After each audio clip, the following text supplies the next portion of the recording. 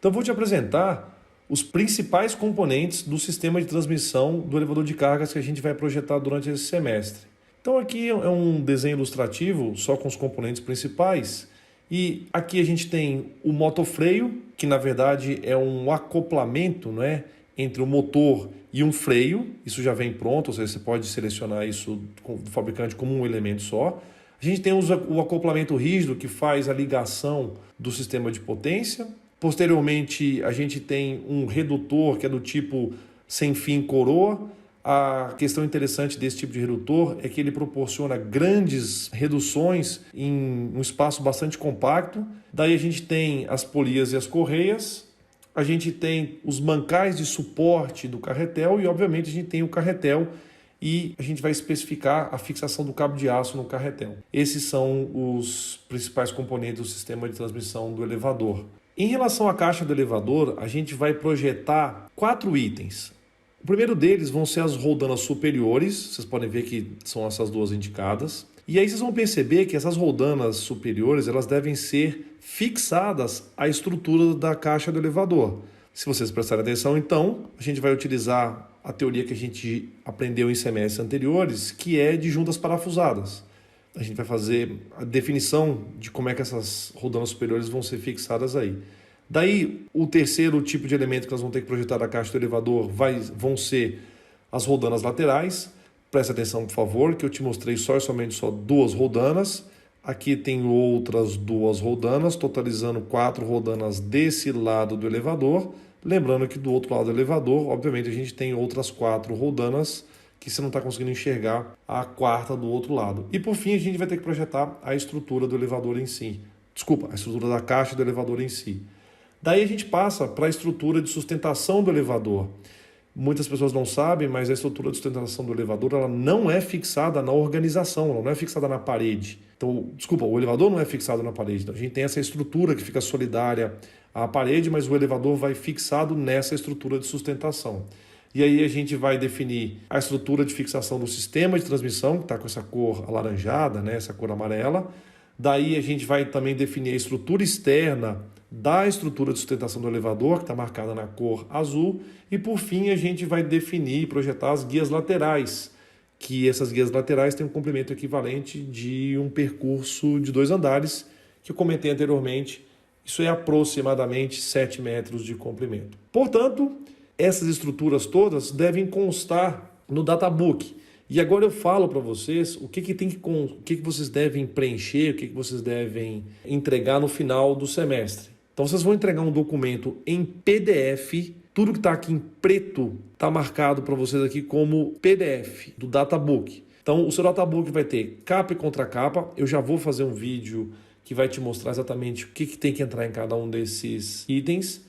Daí vocês têm que mostrar os elementos pré-textuais, são compostos pelo resumo, lista de figuras, lista de tabelas, lista de siglas e abreviaturas e pelo sumário.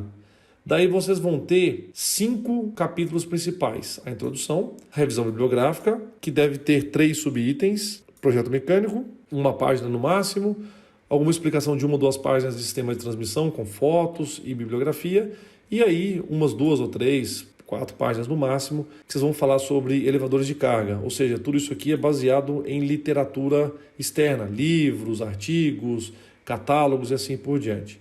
Daí vocês vão fazer um capítulo 3, que também vai ser bastante curto, que vai constar as diretrizes de projeto. Vocês vão explicar quais foram as diretrizes que guiaram esse projeto de vocês, ou seja, vocês vão definir aí em qual tipo de organização, que tipo de material, quais são os vínculos, as especificidades do projeto de vocês. E aí, no capítulo 4, vocês vão apresentar todos os cálculos e dimensionamentos dos elementos que foram projetados. Obviamente, todo projeto tem que ter uma conclusão, e vocês vão apresentar as referências. Esse databook de vocês tem que obrigatoriamente ter 3 anexos. O primeiro anexo vai constar as simulações que os professores de CGI vão definir para vocês. O segundo anexo vai constar os desenhos técnicos, ou seja, vocês têm que ter os desenhos de conjunto e também os desenhos de detalhamento dos elementos do sistema de transmissão, da caixa do elevador e da estrutura de sustentação. Se vocês prestarem atenção, eu acabei de passar elemento a elemento agora há pouco, de tal maneira que vocês sabem exatamente qual é o número mínimo de elementos que deve constar nos desenhos. E aí, no anexo 3, vocês vão colocar o catálogo, quando eu falo catálogo, não é o catálogo inteiro, o resumo técnico de 3 elementos, que são o motofreio, vocês vão selecionar o motor, então vai constar no anexo 3 o resumo do fabricante, vocês vão pegar isso do fabricante, de maneira sintética, colocar o desenho e vão colocar o catálogo, o manual técnico, desculpa, não é o manual técnico, o resumo técnico do motor. Também do cabo de aço, vocês não vão projetar o cabo de aço, vocês vão simplesmente selecionar os cabos de aço. Também do acoplamento, certo? E falta mais um elemento que eu vou completar nesse minuto. Ou seja, turma, eu fiz uma limpeza aqui para ficar mais fácil de vocês perceberem, de tal maneira que a gente também tem que colocar o datasheet do acoplamento e também o datasheet dos mancais de sustentação do carretel e também dos mancais de quaisquer rolamentos que vocês tenham utilizado. De tal maneira que eu vou fazer uma arte aqui, ou seja, tudo isso que eu estou te colocando aqui em preto vai entrar no Databook, que é um arquivo em PDF que vai ser enviado. E também eu disponibilizei para vocês um template em Excel que tem 90 dimensões, 90 variáveis que devem ser preenchidas. Essa planilha, eu vou gravar um vídeo específico sobre ela, te explicando exatamente o que significa cada um daquelas variáveis e o que tem que ser preenchido em cada uma das células. Por exemplo, vai ter lá, potência do motor, aí eu vou te escrever, eu vou te explicar no vídeo. A potência do motor você vai tirar do catálogo do motor que você utilizou. Potência nominal, eu vou falar, olha, por mais que você tenha usado, por exemplo, 1800, o motor tem uma potência nominal que consta no catálogo, pode ser 1750. Então você vai colocar aqui a potência nominal que você utilizou do seu motor. E assim por diante, ou seja, para as 90 variáveis eu vou explicar item a item o que deve constar, ou seja, vocês não devem ter nenhum tipo de dúvida.